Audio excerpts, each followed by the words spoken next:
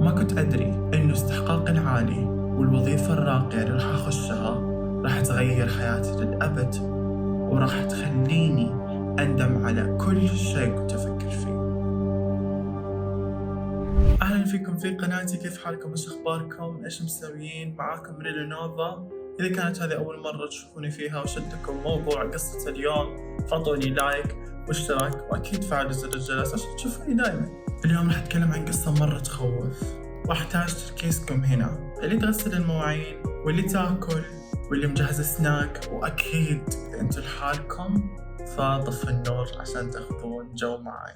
اليوم راح نتكلم عن جون عمره 30 سنة. طول حياته كان عاطل، ولا كان عنده أبوه، ما يعرف من أبوه، وكان ساكن مع أمه اللي هي اسمها باتريشا كانت عجوزة، ودائما ما تبى تقول مين هو أبوه عشان ما تجرح، تقول له ما بأجرحك، ومرات تقول له أبوك حي ومرات تقول له أبوك ميت. جون عاش وتعايش مع هذا الوضع طول حياته وطول 30 سنة هذه. قال أمي تعرف مصلحتي أكثر، فخلاص مو لازم أعرف من هو أبوي. جون كان مرة نفسه يتوظف، لأنه طوال 30 سنة هذه دائما يخش في وظائف مؤقتة وعايش على الشفتات وعايش على وظائف حرفيا ما لها أي مستقبل. والأول مرة جون كان يبي يحس بالأمان الوظيفي. كل ما يقدم على وظيفة يجلس فيها أسبوع أسبوعين بالكثير 3 أشهر وينفصل، يا ما يتأقلم معاها أو تصير فيها مشاكل أو حتى يستغلونه في العمل. جون شخصية نرجسية، جون شخصية يحب يشوف نفسه أنه هو أعلى من الجميع، يحس أنه استحقاقه واصل للسماء وأنه هو لازم ينقبل في أفضل وظيفة. يقول أمي بتريشا تقول لي بعض الأحيان أنت تشبه صفات أبوك، بعض الأحيان حتى كانت تقول لي أنه أنا نرجسي، وكثير هذا الشيء كان يزعلني، لكن كنت أبي أعرف من هو أبوي، ودائما كان يجيني فضول أكثر أعرف كيف كان شكل أبوي وكيف تصرفاته اللي أمي تشبهني فيها. كان نفسي أشوفه، كان نفسي أعرف ليش هي تخبي من أبوي عني، خصوصاً إنه كم مرة زل لسانها وقالت لي إنه أبوي حي، وهي مفهمتني من أنا صغير إنه أبوي ميت. لكن خلاص قلت لازم أبدأ أعتمد على نفسي، لازم أشوف مستقبلي، لازم أخرج من هذا البيت، لازم ألاقي شريكة حياتي وألاقي وظيفة الأحلام وأحقق كل أحلامي. أنا استحقاقي عالي، أنا استحقاقي فوق ما أنتم تتصورون. أنا ما أستحق أنه أجلس في وظيفة شهر شهرين أسبوع أسبوعين وأنفصل، أنا أستحق تعامل مختلف. هذا الكلام كنت دائما أردده في عقلي كل ما أشوف نفسي في المرايا، كل ما أتخيل كيف راح تكون حياتي في المستقبل. أعرف أنه أنا استحقاقي عالي، وأعرف أنه أنا في وظيفة جدا راقية منتظرتني. وما كنت أدري أنه استحقاقي العالي والوظيفة الراقية اللي راح أخشها راح تغير حياتي للأبد، وراح تخليني أندم على كل شيء كنت أفكر فيه.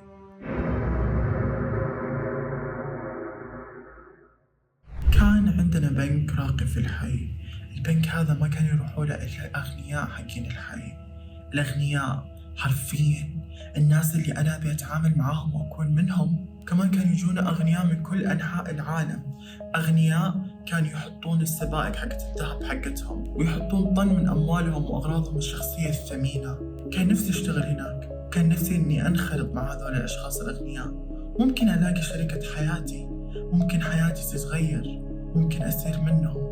لكن رغم استحقاقي العالي ما فكرت ولا مرة في حياتي إني أقدم على وظيفة هناك. فسألت نفسي هذا السؤال، ليش أنا ما قدمت وظيفة هناك؟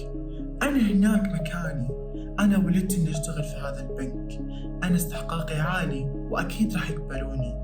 هم مضطرين إنهم يقبلون شخص مميز نفسي. فصرت أفكر في هذا الموضوع كل يوم.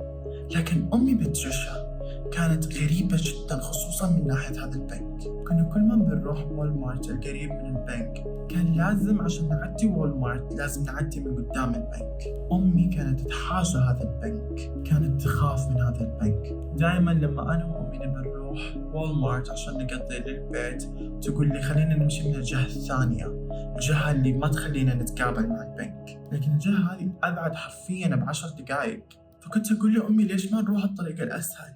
ليه ما نمشي الوول مارت من هذا الطريق؟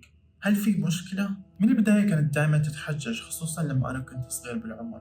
نسيت أقول لكم، أمي عايشة هنا من سنين، عايشة من أيام جدتها. نحن معروفين في المنطقة، معروفين إننا عائلة عريقة، وأنا الطفل الوحيد اللي خرجت من هذه العائلة. يعني نحن عائلة عريقة، أشخاص نادرين، وأنا آخر واحد من نسل هذه العائلة. عشان كذا لازم ألاقي شريكة حياتي قبل ما أكبر بالعمر، عشان أقدر أخلف أطفال يشيلوا ويحملوا اسم هذه العائلة. طبعا العائلة هذه عائلة أمي مو عائلة أبوي، لأن أبوي أصلا ما أعرف منه. أمي هنا أبدا ما وضحت لي إيش هذا السبب اللي يخليها تتحاشى هذا البنك. لكن لما بدأت أكبر بدأت أربط المواضيع في بعضها، لأن أمي بدأت تقول لي أبدا لا تروح هناك، لا تمشي هناك. من أنا صغير كانت تقول لي أبدا حتى لا تلعب هناك، لا تمشي حوالين هذا البنك. هذا البنك بالنسبة لي كان كأنه شيء محظور، كان مجرد بنك يروحوا للناس الأغنياء. ما فهمت ليش أمي تحذرني من هذا البنك. ممكن عشان كذا ما قدمت وظيفة، ممكن عشان كذا ما فكرت في يوم إني أقدم على وظيفة هناك، لأن أمي كانت دائما تحذرني وتخوفني من هذا البنك. ولما أقولها ليش بس مجرد بنك، تقولي لا تجادلني في هذا الكلام، ودائما تذكرني في أبوي. دائما لما أفتح موضوع البنك تجيب سيرة أبوي. لكن أنا قلت إني راح أتخذ هذه الخطوة وبقدم على وظيفة في ذا البنك. طبعا أول شيء لازم أستشير أمي بتريشا. إذا ما تعرفوا شيء عني، أمي بتريشا لازم أستشيرها في كل شيء. تصدقون إنه سبب فصلي من وظائف كثير كانت أمي بتريشا. أمي بتريشا كانت دائما تحرضني وتقولي ليش تشتغل؟ نحن عندنا ثروة. نسيت أقول لكم، نحن مو أغنياء لكننا مرتاحين، قاعدين نصرف أنا وماما بتريشا. آخر ثروة بقت من جدي وجدتي. يعني عندي شيء يكفيني إن أعيش حياة متوسطة مريحة لبقية حياتي، بس بأملاك جدتي وجدي. لكن هذا كله ما كان عاجبني. كنت أبي أكمل أكثر، كنت أبي أتوظف، كنت أبي شيء يحصل لي الأمان، كنت أبي أبدأ بعدها مشروعي الخاص، ألاقي شريكة حياتي عشان أقدر أخلف عيال كثير ووقتها يستمر نسلنا، نسل الهيدفولز. طبعا رحت قلت لأمي، لكن عرفت الجواب قبل ما أجي أقول هالقصة. عرفت إنها راح ترفض رفض قاطع، لأنها دائما تحذرني بطريقة غريبة من هذا البنك زي ما قلت لكم. وكلمتها وقلت لها أنا راح أقدم على وظيفة في ذاك البنك، لكن ما ردت علي وما قالت لي أي جواب. بالعكس عيونها كذا تفتحت وجلست صامتة طالع فيني بكل هدوء، وكأنها شافت شيطان، وكأنها شافت شبح قدامها. أمي طبعها إنه دائما لما أجي أقول هالشي تتكلم كثير، تعطيني نصايح، تعطيني أشياء غريبة، لازم تقول لي كل شيء، لازم تلقيني إيش راح أقول، كيف راح ألتزم بالوظيفة، كيف أتصرف معاهم. كنت كأني دمية عندها، لازم تتحكم في كل أشيائي. طبعا هذا الشيء ما كان يضايقني، لأني بشكل ما صرت أعتمد على أمي كثير. ممكن عشان كذا عمري 30 سنة ولحد الآن عازب، لأنه ما في أي وحدة راح تقبل في ولد الماما. عشان كذا كان دايما نفسي إني أستقر وأبعد عن أملاك أهلي وأقدر أعيش حياتي الخاصة. ذاك اليوم ما فهمت ليش تصرفت بذي الطريقة، لكن بدأت تطبق علي الصمت العقابي. هي معودتي دايما إنها تتكلم معي كل يوم، وأنا ما أقدر أدير حياتي من دونها، وحتى ما عندي حساب بنكي خاص فيني. كان بالنسبة لي كابوس. فكان أخذ شيء تسويه علي إنها ما تتكلم معي طول اليوم. دائما كان نفسي إني أسوي حساب بنكي في ذاك البنك. كان حلمي إني أكون نفسهم. أنا من عائلة عريقة وعندنا أملاك، ليش ما أنا أتعامل نفس ما يتعاملون هذول الأغنياء اللي هناك في ذاك البنك؟ ليه ما أنا أكون العميل الذهبي؟ ممكن ألاقي شركة حياة هناك، ما أدري. رحت عندها ولقيتها جالسة بغرفتها ما تبي تخرج. جلست طول اليوم أفكر، هل أروح؟ هل لأول مرة ما أسمع كلامها؟ هل أروح وأقدم على وظيفتي؟ فجلست يوم كامل أفكر وأقول هل أروح أقدم على الوظيفة؟ طب هي ما أعطتني ردة فعل. هل أروح وما أخذ رأيها؟ هذه وظيفة أحلامي، مستقبلي متعلق في هذا الشيء. وأنا جالسة على السرير طول الليل أفكر، وهنا عقدت العزم، قلت إني لازم أروح أتوظف هناك، ما علي برأيها. أنا عمري 30 سنة الحين، أقدر أتخذ آرائي الخاصة. وهي صارت كبيرة في السن، ونسيت أقول لكم إنه أمي عندها خرف. الخرف هذا ما بدأ يطلع إلا في الفترات الأخيرة، عشان كذا قلت إني لازم أتخذ هذا القرار وإني أتوظف. وقلت أصلا أكيد هي ما راح تتذكر هذا البنك، يعني لو قدمت على وظيفة حقولها إني قدمت على أي وظيفة ثانية وراح تصدق. وحسيت إنه ما أبي أعيش هذه الحياة المتوسطة المريحة، أبي أعيش حياة الترف، أبي أعيش حياة التبذير. وكمان الممرضة والخدامة ما يكفون، أحتاج خدم أكثر، وأحتاج ممرضين أكثر يعتنون في أمي، خصوصاً إنه فترتها صارت أسوأ في الأيام اللي فاتت. رحت للمرايا، جلست أطالع في شكلي، قلت يحتاج لي شوية تعديلات. رحت حلقت الذقني وضبطته، ورحت على طول متوجه للبنك. ما احتجت حتى إني أشغل السيارة، فرحت مشي. رحت لهم في ساعات الدوام، اخترت توقيت الدوام حقهم، شفته من الإنترنت. فرحت هناك ووقفت عند الباب. الباب كان خشبي، والمسكة حقت الباب كانت على شكل ثعبان ذهبي. بصراحة أول ما شفت الثعبان حسيت بتوتر وخوف، حسيت بقوة كمان. الشعور كان جدا غريب، الشعور كان مزيج من كل الأحاسيس. تقدروا تسموه حماس، تقدروا تسموه إنه أخيرا راح أعيش هذه اللحظة، توتر وكمان عظمة إنهم راح يقبلوني. أدري إنه شخصيتي لا تطاق، أدري إنه شخصيتي نرجسية. كيف اكتشفت إنه شخصيتي نرجسية؟ رحت بحث في الإنترنت مقياس للنرجسية وطلعت 10/10، فعشان كذا أنا متأكد إني نرجسي. ما علينا. جيت بخش، طلعت في المقبض، مسكت المقبض بكل هدوء وفتحت الباب. أول ما فتحت الباب لقيت سجادة حمراء. البنك كان جدا ريحته غريبة، ريحة عطور على ريحة حاجة قديمة. كنت تحسه كأنه البنك كان موجود من مئات السنين، وهو فعلا كان موجود من مئات السنين من شكله. كل شيء كان قديم لكن كان مرتب. المكان كان مظلم شوي، وما كان فيه إلا نجفة كبيرة موجودة في وسط البنك. كنت في قاعة الاستقبال، وما كان فيه إلا موظفين، كانوا بنت وولد. كانوا طوال بشكل جدا غريب، وبشرتهم جدا بيضة وشاحبة كأنهم مصاصين دماء. ولما جات عيوني في عيونهم حسيت إن عيونهم ما فيها أي روح، كانوا متجمدين وبدون أي حركة، وحتى ما سمعت صوت أنفاسهم.